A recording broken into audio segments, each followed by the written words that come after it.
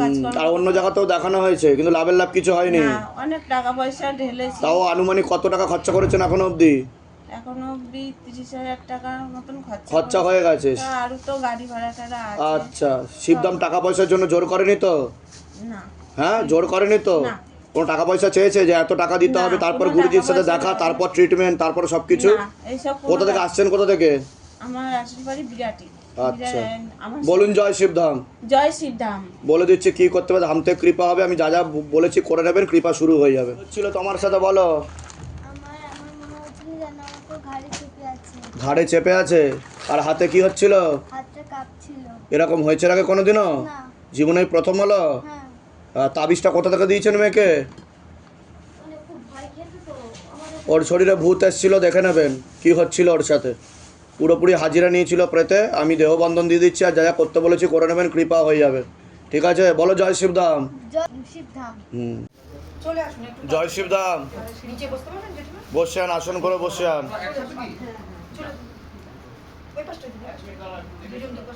বসে যাবেন আসন করে।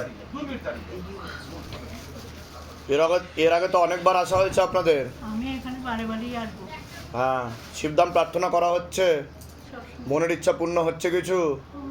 কি কি মনের ইচ্ছা পূর্ণ হচ্ছে বলুন? মানে বর্তমানে আপনার এখানে লাস্ট অ্যাপয়েন্টমেন্ট পেয়ে গেলাম যখন, হ্যাঁ নামের কৃপায় বলা হয়েছিল, আমার হাজবেন্ডকে গাড়ি করে নিয়ে এসেছিলাম, এতটাই অসুস্থ। হ্যাঁ হ্যাঁ, তখন বলা হয়েছিল যে ওনাকে আর আনবেন না, বাবার কৃপা উনি বাড়ি করতে পারবেন। একদমই তাই। হ্যাঁ কিন্তু ওই পালন করতে হবে যা হ্যাঁ, নিয়ম বিধিটা পালন করে যেতে হবে। আমি সেটা করে যাচ্ছি। হ্যাঁ। আপনি বাবা বলেছিলেন যে মানে বাবা বলেছিলেন যাই হোক যে সব ওষুধ 16-17 রকমের ওষুধ হ্যাঁ। বাদ দিতে আর শুধু সুগারের ওষুধটা ঠিক খাবেন। ঠিক ঠিক। আমি সেটাই করেছি।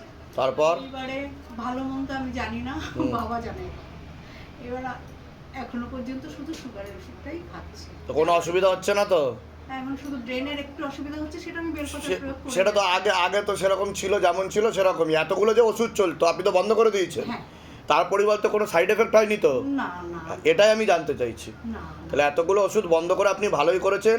এসব খেতে খেতে ওনার কিডনিতে এফেক্ট হতো, লিভারে এফেক্ট হতো। হ্যাঁ। ঠিক আছে, উনি ভালোর দিকে যাবেন, 9টা বেলপাতার নিয়মবিধি করে যান।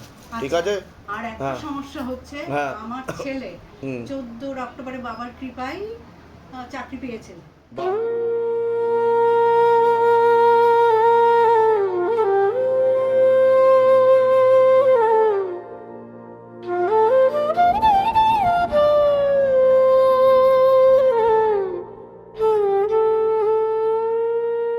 হে শিবধাম প্রভু, হে